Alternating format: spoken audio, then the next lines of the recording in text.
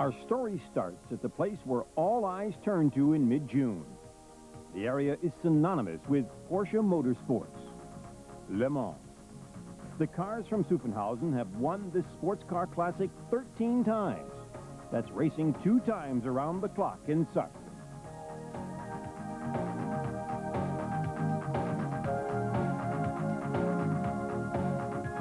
The milestone for this success dates back 26 years. Hans Hermann and Richard Atwood drove a Porsche 917 to the first of the unprecedented victories that would lie ahead. 1 year later, Helmut Marko and Guy van Lennep drove a seemingly unbeatable 917 to its second dominant win. The result of this dominance? The organizers changed the rules. The 917 was banned. 5 years later, the racers from Zuffenhausen were back on the winner's podium. A 936 proved to be unbeatable and brought them their 3rd victory.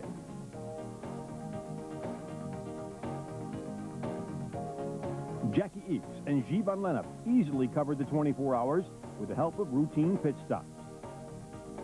Le Mans 1977 was not a good one for Porsche. One of the 2 factory 936s left the race early with motor problems.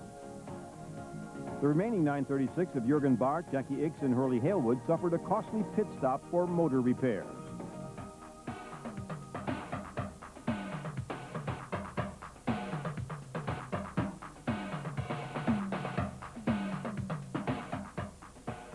Porsche's return to dominance came in the 1980s, the 956 and 962 models. These models were the most successful Group C car in the world. They wrote motorsports history.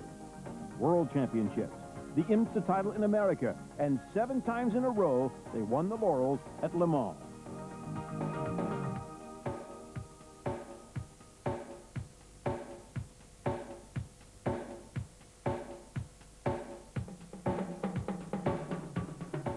At the end of the 80s and into the 90s, other companies started to win again at Le Mans, such as Jaguar, Mercedes, Mazda, and Peugeot. Then, in 1994, it was time for Porsche to celebrate again. The Dower GT Porsche 961 won the event, the 13th time for Porsche. 1 year later, the Grand Touring cars took center stage with McLaren's new GT1. The Porsche GT couldn't compete. There had to be a new car in order to get back on top. What we can do is we can do our best efforts to prepare for Le Mans. What we can do is also to, let me say, have the complete team, the complete material, the complete surroundings, what you need to be successfully prepared in all the best way. That's the most important. But for sure, is nothing. Le Mans is Le Mans. And this is the new hope, the Porsche 993 GT1. The car that is supposed to signal the return of the Zuffenhausen team to the top in 1996. And of course, it would be their 14th Le Mans title. It showed good driving characteristics. It didn't show anything that we would have to worry about.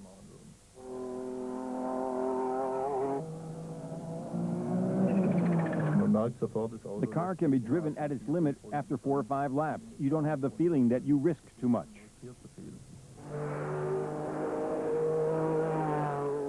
And asking for another support here and reorganization there. And as soon as I saw the cars together, I felt quite a lot of pressure down on me. Estoril, Portugal. That was the first stop. And now the second is Le Castellet in southern France. All of the factory drivers took turns in the car, with the exception of the injured Danny Sullivan. Karl Wendlinger, the former Formula One driver and currently Audi factory driver in the Super Touring car series. Terry Boutsen, also with Formula One experience and now driving for Ford in the STW Cup. Bob Wallach, one of the most experienced endurance car drivers. He's been at Le Mans 25 times. Yannick Dalmas, a 3-time Le Mans winner and Opel driver in the International Touring Car Championship. And Hans-Joachim Stuck, the two-time Le Mans winner, and like Dalmas, driving for Opel in the ITC. In Le Castellet, Stuck had this opportunity to drive the Le Mans GT1. These are his first laps in the car.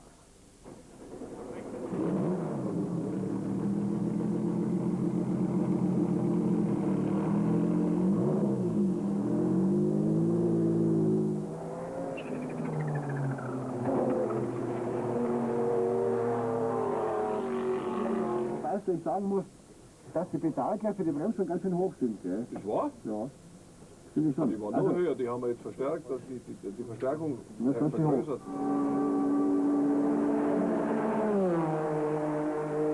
The car is very forgiving, especially today in the wet conditions. You reach the limit very early. I came sideways in a water pedal today and I just had to make one correction. I was right there. So the car encouraged the driver to try more, to try harder. And I think for the first time out, it's a very good and important feeling to get the confidence.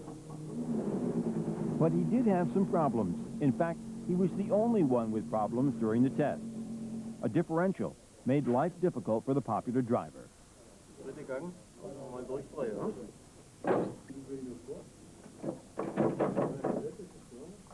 On the left, the broken test part.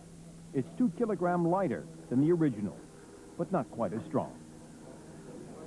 If you don't have the chance to test those things in the testing session with no time pressure, then you cannot go to the race, because Le Mans is a pretty difficult race and you have to be sure that those things do not happen during the race. After the problem is taken care of, the total test program could continue with tire tests. Tests for wear and long runs with different drivers under difficult race conditions. The pre-qualification for Le Mans is just 10 days away.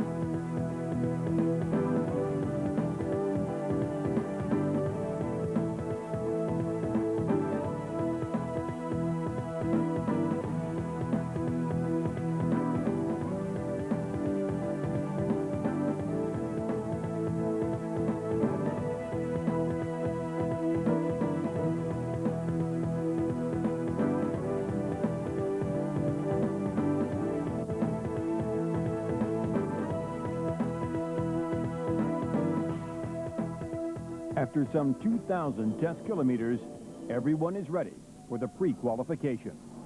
They're confident. We have done in previous times quite a lot of testing on this track. We know how the relation between this track and Le Mans is. We know the lap time here, and so we feel confident to go to Le Mans in a few days.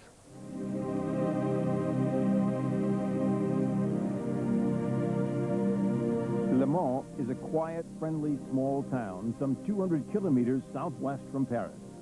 Once a year in mid-June, the town on the River Sarthe wakes up for the classic endurance race. It's a privilege to participate in this 24-hour event. 107 teams want to start in 1996, but only 60 will be participating at the pre-qualification. This is decisive, with the 38 free spots in the field for Le Mans. 10 teams are already qualified thanks to their good performances from last year. For the other teams, it's time to qualify or pack them up and go home.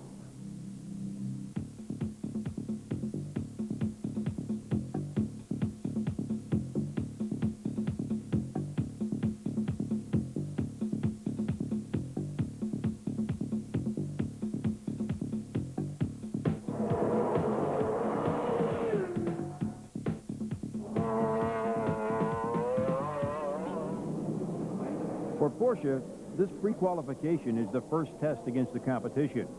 But the competitors themselves are showing high respect for the new Porsche and the good results of the tests from weeks before. The new car is very, very beautiful. They did very good work, and especially in a very short time. I hope the other car will be at the same level, but what I have seen, the Porsche looks fantastic. I mean, they have a lot of new technology on the car, and it's a big contender for McLaren. And but 24 hours is 24 hours. For sure, in a sprint race, they are very quick, but we will see how they do in 24 hours. I believe that in a qualifying here, they will go very quick. The Porsche entry is considered one of the favorites for this year's event.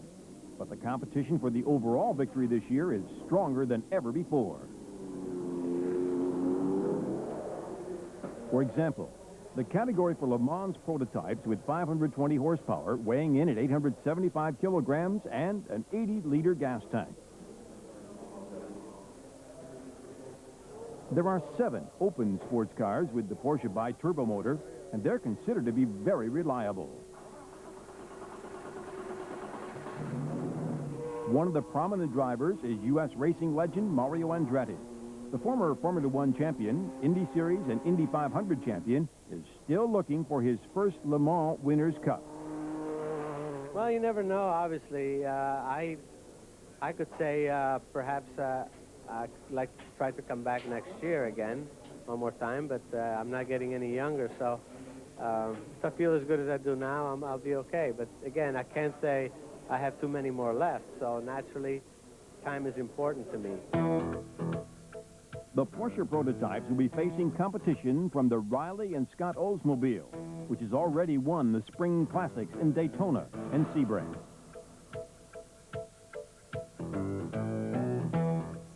And from the Ferrari 333 SP of the Scandia team, the defending IMSA champion. I think the car has a very good chance. First of all, in speed, because the car is very performing. We have seen last week on the testing. And in reliability, it's no problem also, because the car has won already long-distance race. The car has been IMSA champion last year for all the year. And the 2 first races of this year, at Daytona and Sebring, the car was at the finish. Then I think we have a very good chance. A second category battling for the overall title is the Grand Touring GT1 class. These sport 600 horsepower, weigh in at 1,050 kilograms, and have a 100-liter tank. The defending champion is McLaren, which is entering a factory team for the first time. The outsiders with a chance for victory, the Ferrari F40. And Nissan with the Skyliner GTR. It will be very difficult because McLaren and Porsche are so strong. We can only do our best, but to finish high up in the final results will be very difficult.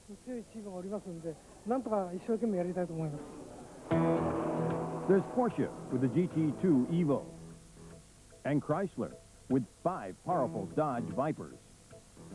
Well, of course, it's possible to qualify 5 cars, but I would already be happy if we would qualify 3 cars.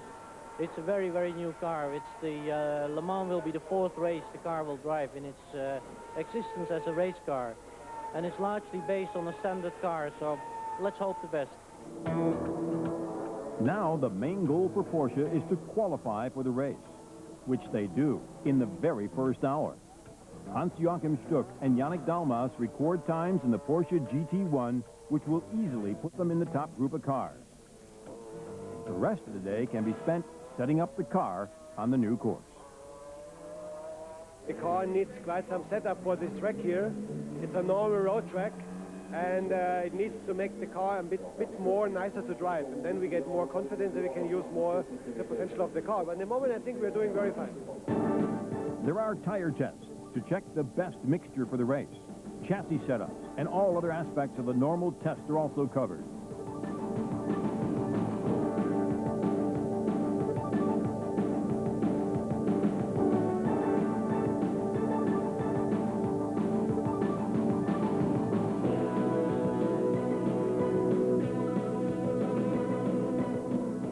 At the end of the day, Porsche has GT cars in the 2nd and 5th spots.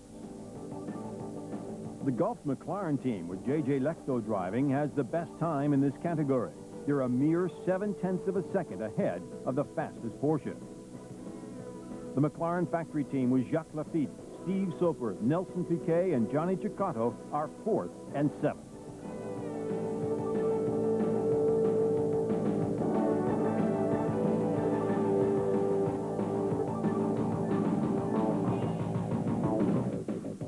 The Chrysler entry spent some times in the pits. But eventually, all 5 of the flame-spitting monsters qualified.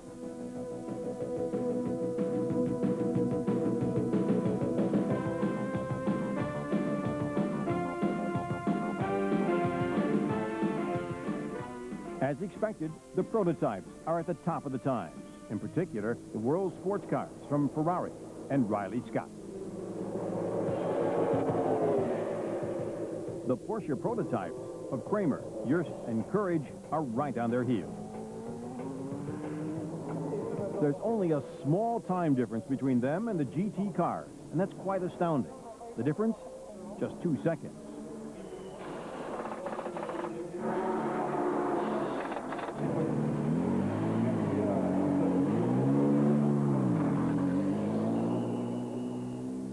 The Porsche team is certainly happy that they know their car is total.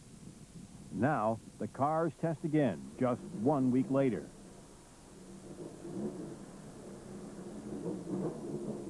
This is the 24-hour endurance test at La Castellet.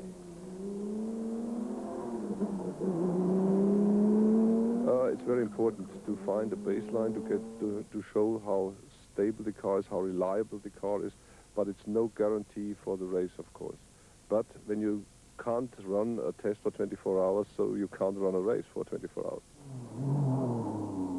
This is the special endurance test car. It's marked by the yellow stickers on the windshield. This car has done all the endurance testing.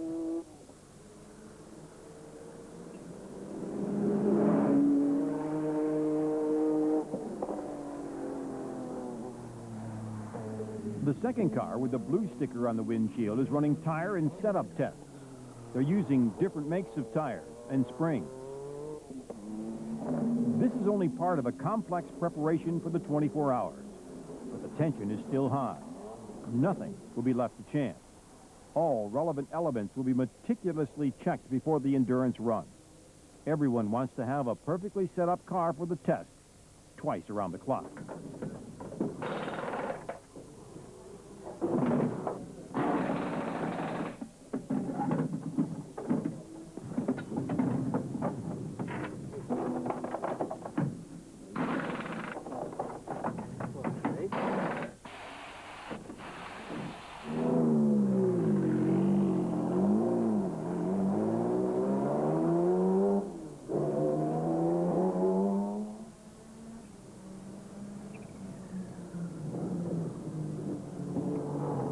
Nothing will be held back. It'll be a hard test for the GT1.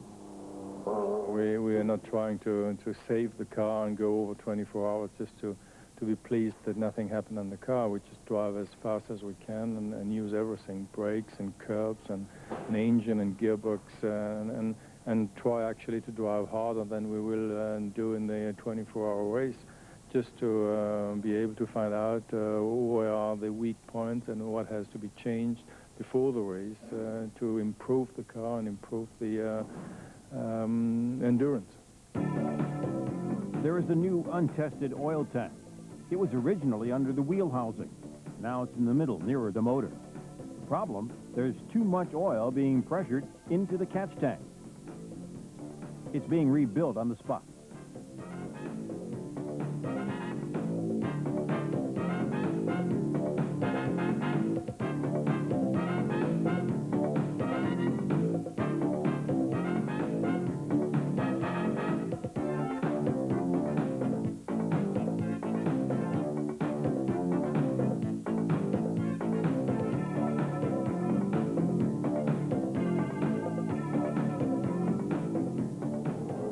After a short test, one possible solution is dismissed.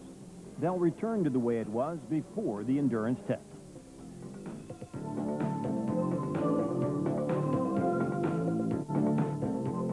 The endurance test is set for the next day.